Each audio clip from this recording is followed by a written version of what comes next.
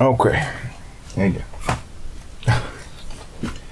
Hi guys. I thought about doing a tutorial about how I make bass, different types of basses. I'm going to assume that you know how to open a VST plugin and you know how to make notes in a DAW, and we're going to go over it. So let me close this and show you from the beginning. So I have my templates. I will open my starter. There is also a master for mastering. For this one, we're going to start with the starter, which is cool. Okay, so we have here, boom, everything. I'm going to go to the arrange window, and I have the group, my kick and bass group, and I have a kick ready for playing here. So I just... Now, what I'm usually doing with the kick is I'm putting the bass, the bottom of it. I use Span Plus for that. I'm putting it slightly below -36 when looking like this. This is a specific setting that I have. Let's tune it. Okay, about there is okay for me. This is usually the level that I'm working at. My system, my main speakers are tuned to give me a specific output from the audio interface, specific listening pressure, you know, that correlates with what's happening in the DAW. I know exactly how loud everything should be. So I'm going to load up a synthesizer that I like, which is called Zebra. I have here a default template, which, let's see. We're going to start off with a 16th bass, the rolling bass, like digadin, digadin, digadin. So let's start with that. Now, I'm going to do something here in advance. I'm going to shorten the notes a little bit, so the synth has an opportunity to release the note before it opens up a new note. When I design a bass, I would do a bass that every note resets the phase of it. Here in Zebra, it's this lovely button. So let's look at it. Let's look at how it looks, which is something I like to do. We can see that it moves a little bit, okay? So sometimes a synthesizer can give you some trouble. So maybe that's the voice drift, maybe it's the mode. Let's see. Yeah, much better. Now, Zebra is not a sample accurate synth. I can open up a sample accurate synth like Dune 2, for example, Dune 3, sorry, for example. Let's look at that. Let's look at how it does things.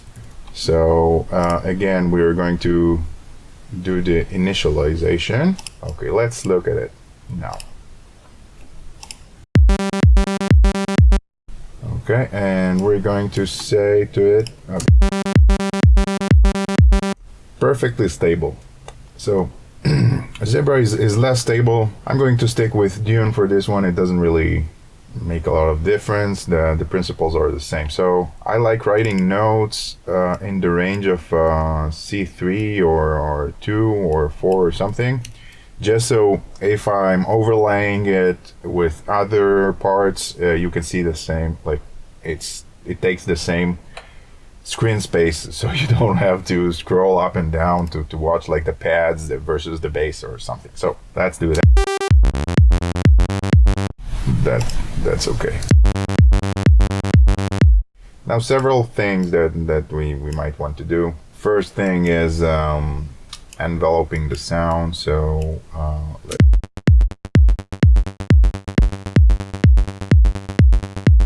okay, that's like a good, it speaks okay, it's a good vibe. Let's do a little bit of filtering.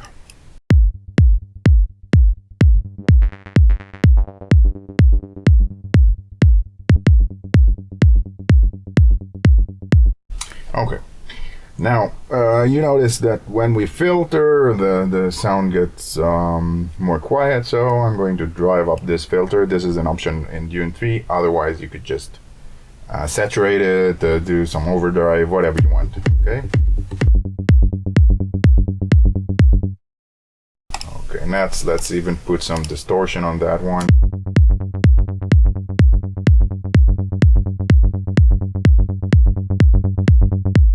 Okay, cool. Now you would see we have an issue here. The first note, the first 16th note, is heating up the kick and messes up the phase. This is why I use an oscilloscope. This is a nice oscilloscope, by the way. That's Syscope Pro, which is synced to the tempo, so it's lovely. You can see exactly what's going on. Let's try and fix it for a second here. So what we can do is we can try and flip the phase. Okay, so flipping the phase, usually I do outside of the synthesizer. Bitwig has a simple tool for that. I can do like L minus R minus, and it flips it around. Okay, now we can see that it doesn't really matter much. However, there is a trick inside the Dune that I know. It exists in several other synths as well, but you know, here in Dune it's fairly hidden. I don't know why, but basically you take a constant and your destination is, for example, we're using oscillator 1, so oscillator 1, initial phase, okay? And then I move it around until I find a good spot.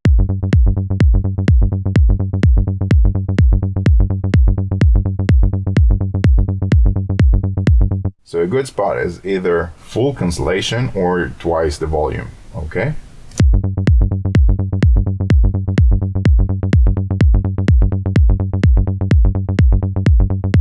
Okay, now I choose this position because we can see the waveform is symmetric. We can deal with that easier than an asymmetric waveform. Let's see what we get when we flip the phase. Not much. Okay, so I'm going to leave it like that, and I think we're starting to get something into shape. Okay.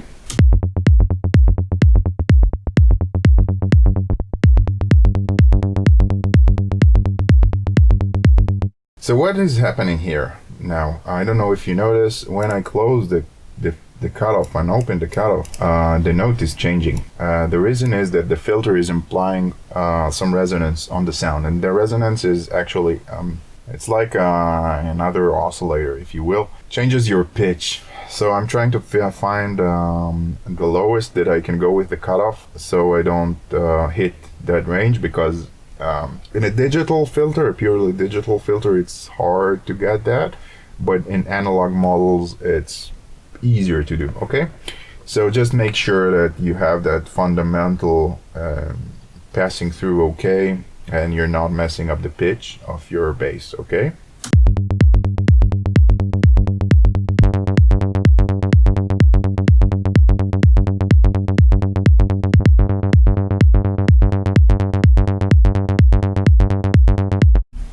Okay, now to make it more interesting, let's add like a lower octave one. Okay.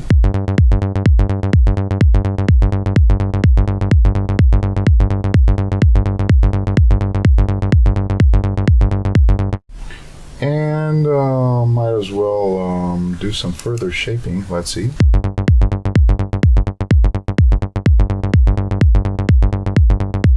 Yeah.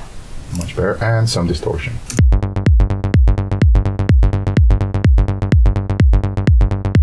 Let's try the clean one.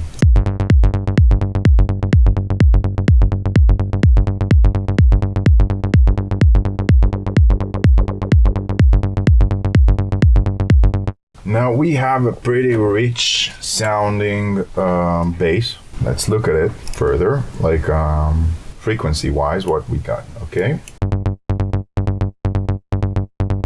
Okay, so we have a pretty rich one. Now, the most important frequencies for me are the lowest, of course, and the highest less. So if we're talking about the bass, unless the bass is, I want it to have like a lot of highs. So let's try and run it through the other filter as well.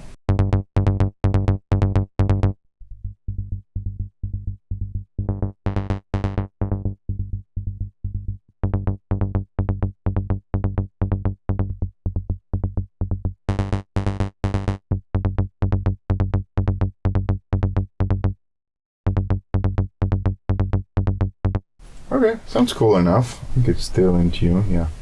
It's okay. Right now we have a pretty standard tone going in. It's okay. Not too bad, but it's not grooving. It's not doing anything. It's just a straight tone. Even though I do have some shuffle going on. Let's see, 20, wow, 30% of shuffle. Let's make it 16. And if you want to go really old school, something like that. So let's do, I'm doing 16. I want to do 16. And we need to fix the phase again.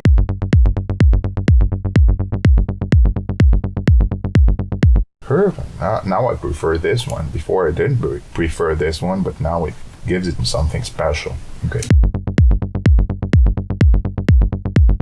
Now next step, I wanted to groove with the bass. So I have on my bass channel, I have a ducker, which is laser from Swissonics.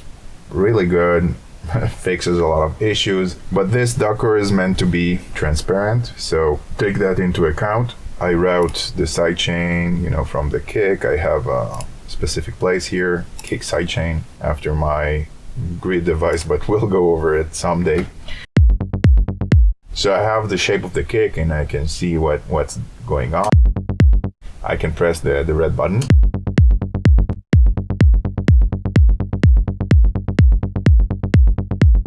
And it does everything for me. So we're dealing with basses, so I'm going to do -40 for the bass, shorten all the rest, something like that. And you don't even notice it's there. So a little shorter on the last one. Now the crossover points. I tune them by ear until I don't hear them. Okay, sounds great. Now let's look what happens in terms of wave.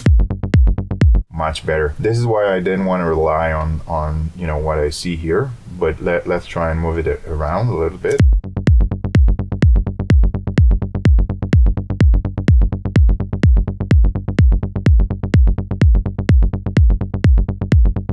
Now, for me, this is very, very good.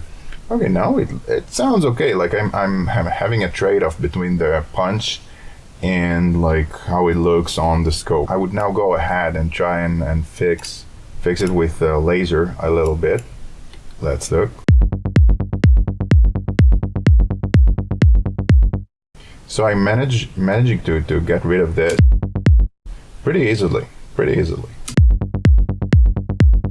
And that's it. We have a bass. We have Lift-Off Houston. So now, in terms of relationships, I try to make the average of the sound of the bass, trying to make it like half of the kick, roughly.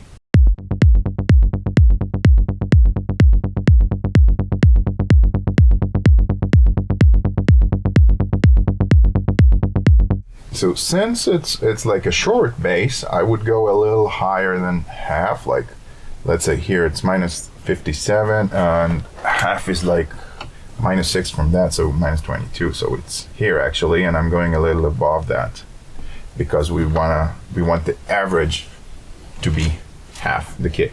Okay.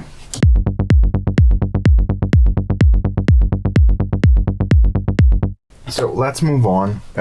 We nailed down the 16th notes, okay, which is cool, but we can do like also 8th notes, which I really like, and anything in between really. But let's try just a second some 8th notes. The same sound will not work as well for 8th and 16th. Just doesn't. To make it work a little bit better, we now need to take care of the envelope again, and let's do that.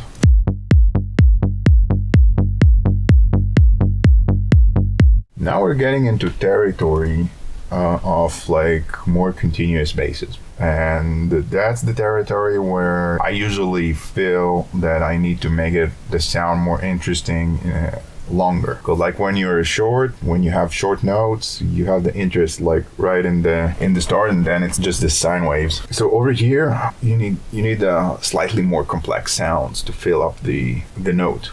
Okay, you can go with simple sines. Yeah, I'm not saying you cannot like if we go here, there's no signs, but let's do like triangle, which is simpler a little bit. That also works, right? But for me, that's better. But with the addition of raising the sustain, I might go and raise the attack a little bit.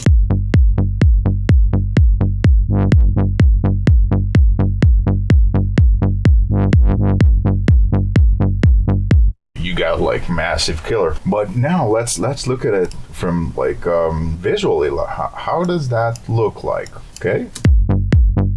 First of all, it messes up the kick.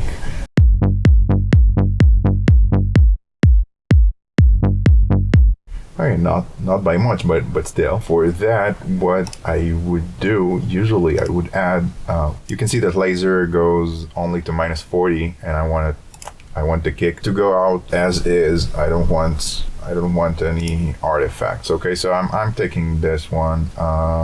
Duck from Devious Machines. It's really good for that. I don't use it with the split function because the crossover is a minimum phase crossover that I don't like. It messes up my phase relationships. Laser's crossover is fine. I don't know what is the difference, but it doesn't really matter. We're going to go ahead and do some tricks over here for that, and look ahead of 2 milliseconds. Cool. Yeah, sounds lovely. The special thing about the ducking plugging is you have the look ahead here, which is good. It lets you trigger it before it goes in, so you can apply it like pretty precise. Okay, and that's the same as for laser, because you have the offset parameter. And I like to set the offset slightly higher, like -5, and my attack a little lower than the offset, so it goes down slightly ahead of the kick. Okay, sometimes I would see somebody like try and fix some issues that they see. Like, I'm using a lot of eye candy for me, which is, it helps me. I got to know it, and I know what it represents here and what it might not represent. For example, we have here the sub whatever we chose region, like if my kick is going down to 40, 50? Yeah, currently it goes down max to 47 or something. Might not be really there. It might be an artifact of the analyzer, because we're talking about really, really large waves. Like, this is a 50 hertz wave. You see it showing me something like -47 here on 20 hertz. And I want to show you like, this waveform is like 50, okay? A 20 hertz waveform will need to be this long. So you will need to have a sign goes up and down within these parameters, like in this window, okay? Now, I don't see anything here that does this. Like, you can think about, like, maybe the envelope here acts like a sine wave of 20, okay? But it's not a sound. It's nothing that we need to cut or get rid of. It's not an issue. And what happens a lot is some people will turn on an equalizer. I'm getting this one because it's easy. And this is on the base, okay? So look at what happens when I open up the low cut.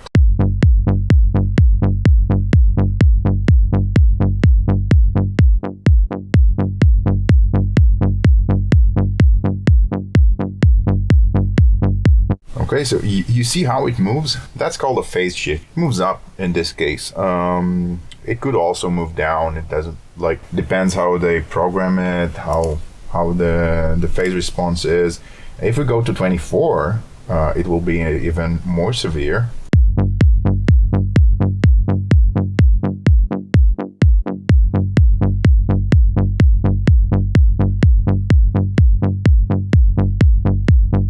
Okay, so we like, and I can go to 48 here, so let's see.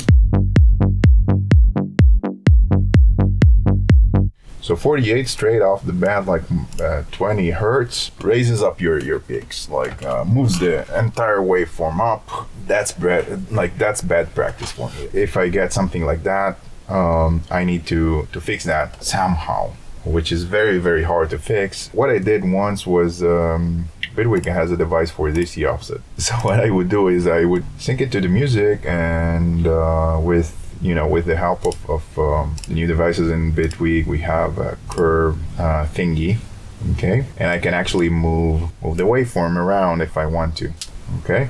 So let's start with something. Let's say this one, and I will tell it that, not plus minus, just one. Like I would try and do that. So I would try to avoid it. Just don't use the high pass. There is no need for that. Like that. It's awesome. So that has been the eighth, and now we're getting to like the continuous bass. Okay, so you have like. And it goes woo, woo, woo, okay? So now we don't have any movement to the note, so we have to have movements in the bass itself. For this type of basses, I recommend going at, like, if we would look at the scope, you would see it will go everywhere, okay? It will move around, it will make a mess. First of all, we don't want it that rich because something like that, maybe an LFO over the cutoff or something. Let's put LFO 1 to filter 2.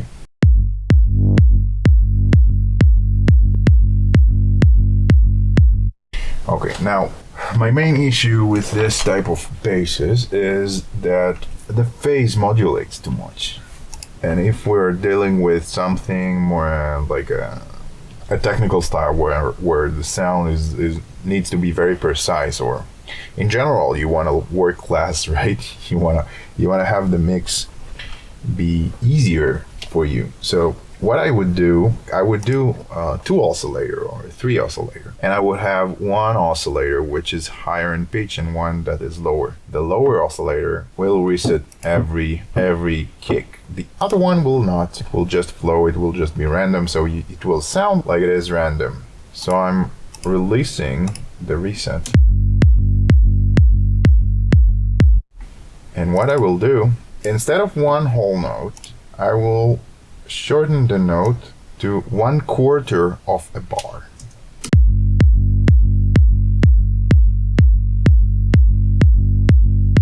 And now the movement is much less, and I can deal with that much better than if I have like the whole thing moving around and whatnot. Now again, this is too high.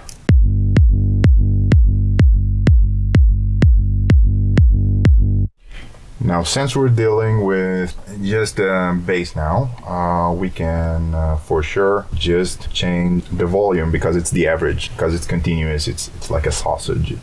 So now let's move the phase a little bit and see if we can get, like, that's minus, yeah. We have a 1 dB difference between the sides, so it's an asymmetric waveform. We'll try to deal with it with the phase.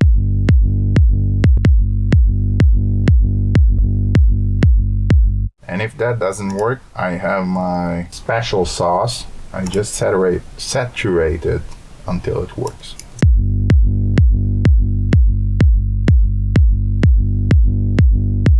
Now the saturation just keeps the level intact, okay? So good.